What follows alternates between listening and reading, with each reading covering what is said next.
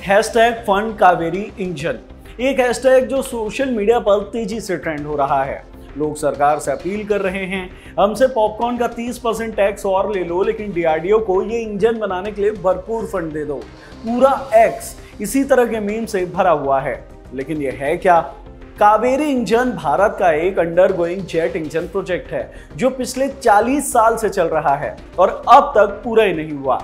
लोग कह रहे हैं कि भारत चांद पर पहुंच रहा है, बड़े बड़े रॉकेट्स बना रहा है, लेकिन खुद का एक जेट इंजन आज तक नहीं बना पा रहा। यहां तक मजाक उड़ाया जा रहा है कि कार बनाने वाली कंपनी रोल्स रॉयस तक जेट इंजन बना सकती है, लेकिन भारत क्यों नहीं? इस वीडियो में बात इसी कावेरी इंजन प्रोजेक्ट की। क्या है ये प्रोजेक्ट? इसकी शुरुआत कब हुई थी? इसे बनाने की जरूरत क्यों पड़ी? और क्यों 40 साल की मेहनत के बावजूद भारत अपना एक जेट इंजन नहीं बना पाया है? जानते हैं इस वीडियो में। हेलो, मैं हिमांशु हूं और आप देख रहे हैं खबर गांव। दूसरे विश्व युद्ध को खत्म हुए 10 साल बीत चुके थे। हिटलर वाले जर्मनी को तगड़ी हार मिली थी। वहां के साइंटिस्ट और रिसर्चर्स जर्मनी छोड़कर जाने लगे थे। ऐसे में पाकिस्तान की हरकतों से परेशान और स्वदेशी हथियार बनाने की उम्मीद लिए जवाहरलाल नेहरू ने एक दांव चला। जर्मनी के एक मशहूर वैज्ञानिक थे कर्ट टैंक। भारत ने उनसे संपर्क किया और उनसे भारत के लिए एक स्वदेशी जेट इंजन बनाने की अपील की गई। कर्ट मान गए और 1956 को भारत चले आए। करीब 5 साल के रिसर्च के बाद कर्ट ने एक जेट इंजन बनाया जिसे भारत के पहले स्वदेशी फाइटर जेट HF-24 मारूत में फिट किया गया और 1961 में इसका सफल टेस्ट भी किया गया। करीब 6 साल की टेस्टिंग के बाद 1967 को इसे भारतीय वायुसेना को सौंप दिया गया। वायुसेना ने 1971 की जंग में भी स्वदेशी फाइटर जेट का बेहतरीन इस्तेमाल किया और पाकिस्तानी सेना को बहुत नुकसान पहुंचाया। स्क्वाड्रन लीडर के बख्शी ने स्वदेशी जेट से पाकिस्तान को अमेरिका से मिले एडवांस F-86 साब्रे फाइटर जेट को भी मार गिराया था। लेकिन वायुसेना इस फाइटर जेट से उतनी खुश नहीं थी, कारण इसका कमजोर इंजन। वायुसेना MiG-21 जैसे सुपरसोनिक जेट्स चाहती थी जो आवाज से भी तेज उड़ सके, लेकिन इनके लिए जितनी ताकत चाहिए होती थी उतना मारूत का इंजन नहीं दे पाता था और 1982 को वायुसेना ने इस फाइटर जेट को अपने बेड़े से रिटायर कर दिया। ऐसे में भारत के सामने एक बार फिर स्वदेशी फाइटर जेट और उसका इंजन बनाने की जरूरत सामने आई। इस बार कमान सौंपी गई डीआरडीओ को। 1980 के दशक की शुरुआत में इंदिरा गांधी सरकार ने उस प्रोग्राम की नींव रखी जिसके नतीजे में LCA तेजस बना। सरकार स्वदेशी फाइटर के साथ स्वदेशी इंजन भी चाहती थी। 100 साल 1986 में राजीव गांधी सरकार ने defence research and development organisation को इसका काम सौंपा। डीआरडीओ ने इस प्रोजेक्ट के लिए अपने बेंगलुरु वाले कैंपस में एक अलग से यूनिट तैयार की। नाम रखा GTRE, gas turbine research establishment, और यहीं से GTRE ने स्वदेशी LAC के लिए जेट इंजन बनाना शुरू किया। इसी इंजन को नाम दे दिया गया कावेरी। भारत ने जब अपना स्वदेशी इंजन बनाना शुरू किया तब 1990 के दशक में फ्रांस की कंपनी साफ्रान भारत की मदद के लिए सामने आई। साफ्रान ने भारत को कावेरी के कोर डिजाइन और हाई टेम्परेचर मटेरियल तैयार करने में मदद की, साथ ही कुछ टेक्नोलॉजी भी ट्रांसफर की। साफ्रान की इस मदद से कावेरी ज्यादा स्थिर हुआ और उसकी परफॉर्मेंस में भी सुधार आया। 13 सालों की मेहनत के बाद 1999 को GTRE ने कावेरी जेट इंजन के 4 प्रोटोटाइप पेश किए, लेकिन टेस्टिंग में ये सभी प्रोटोटाइप फेल हो गए।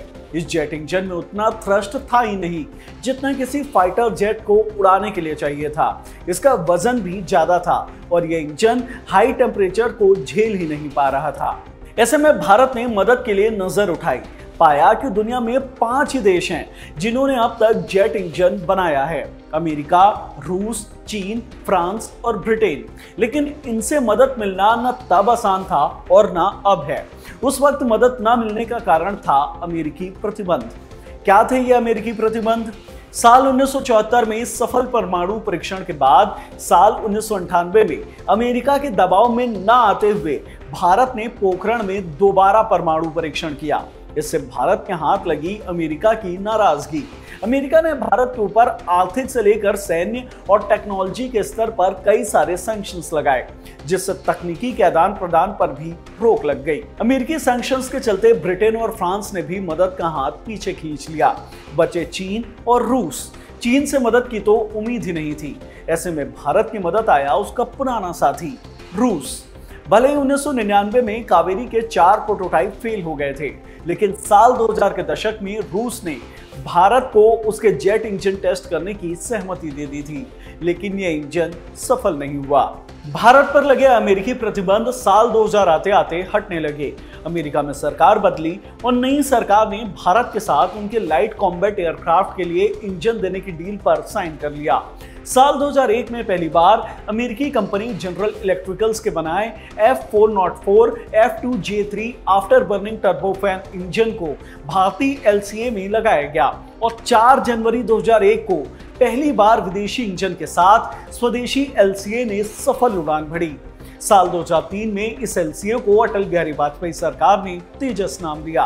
भले ही भारत सरकार ने जनरल इलेक्ट्रिकल्स के साथ जेट इंजन खरीदने की डील कर ली थी, लेकिन अब भी उम्मीद थी कि कावेरी इंजन जल्द ही तैयार होगा और जल्द ही उसका इस्तेमाल तेजस में भी किया जा सकेगा, लेकिन यह उम्मीद भी नाकाम साबित हुई। साल 2004 में कावेरी का अपडेटेड इंजन रूस के अंदर एल्टीट्यूड टेस्टिंग में फेल हो गया।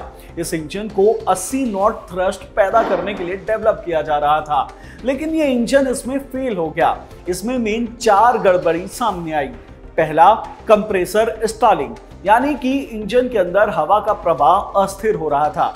दूसरा था थ्रस्ट की कमी, यानी कावेरी इंजन को 90 से 100 नॉट थ्रस्ट हासिल करना था, लेकिन यह 70 से 80 नॉट तक की थ्रस्ट हासिल कर पाया। तीसरी थी ओवरहीटिंग की समस्या। हाई एल्टीट्यूड और हाई स्पीड में इंजन ओवरहीट होने लग रहा था। और चौथा था इसका वजन।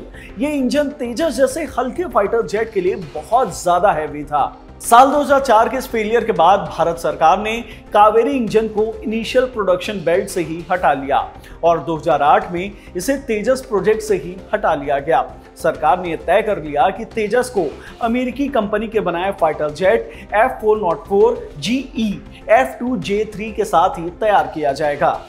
लेकिन DRDO ने उम्मीद नहीं छोड़ी। उन्होंने कावेरी इंजन के लिए कुछ अलग सोचा और यहीं से कावेरी का पुनर्जन्म हुआ। साल 2008 में DRDO ने इस इंजन को फाइटर जेट से अलग UAV यानी कि अनमैन्ड एरियल व्हीकल और UCAV यानी कि अनमैन्ड कॉम्बैट एरियल व्हीकल में इस्तेमाल करने का सोचा और रिसर्च शुरू कर दिए गए। साल 2010 में फ्रांस की कंपनी साफरान से मदद मिली, जिससे इस इंजन के वजन को कम करने और ब्लेड जैसी समस्या को सुधारने में काम किया गया और साल 2016 तक कावेरी के लिए स्वदेशी ईंधन नियंत्रण प्रणाली विकसित कर ली गई। फिर शुरू हुआ टेस्टिंग का दौर। 2018 में बेंगलोर के GTRE कैंपस के अंदर सफल ग्राउंड टेस्टिंग पूरी हुई और रूस में हाई एल्टीट्यूड टेस्टिंग पूरी की गई।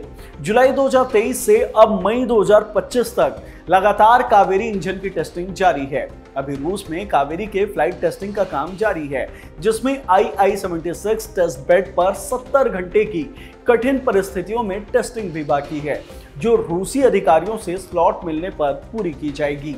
39 सालों से चल रहा कावेरी जेट इंजन प्रोजेक्ट आज UAV और UCAV इंजन बनकर रह गया है। हाल ही में हुए ऑपरेशन सिंदूर के बाद स्वदेशी हथियारों को लेकर चर्चा तेज हुई है और इसी बीच अब सोशल मीडिया पर कावेरी इंजन की फंडिंग के लिए मुहिम चलाई जा रही है। कावेरी इंजन प्रोजेक्ट को लेकर आपकी क्या राय है, हमें कमेंट बॉक्स में जरूर बताएं। इस वीडियो में इतना ही। वीडियो पसंद आई हो तो इसे लाइक भी करें, शेयर भी करें। साथ ही हमारे चैनल खबरगांव को जरूर सब्सक्राइब करें। धन्यवाद।